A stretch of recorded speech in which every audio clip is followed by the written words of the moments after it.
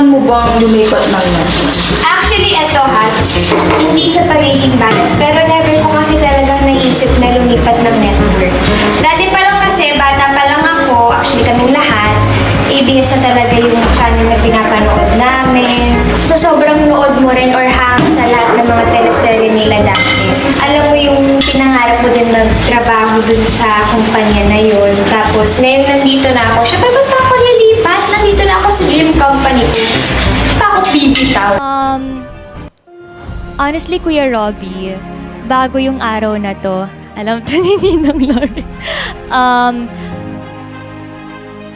parang roller coaster yung buhay ko.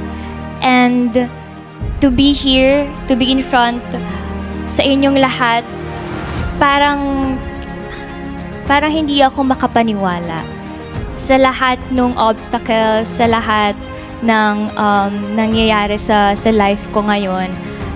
I see this day as my hope. And as I always say, yung hope na yun matatagpuan mo sa pamilya lang. And I really consider ABS-CBN as my second home, my second family. Kaya hindi ko nga po alam saan ko napupulot ngayon yung mga salita ko kasi speechless talaga ako para pagkatiwalaan ako ng mga bosses natin to be here today at malaman din ng mga kapamilya na I am still a kapamilya.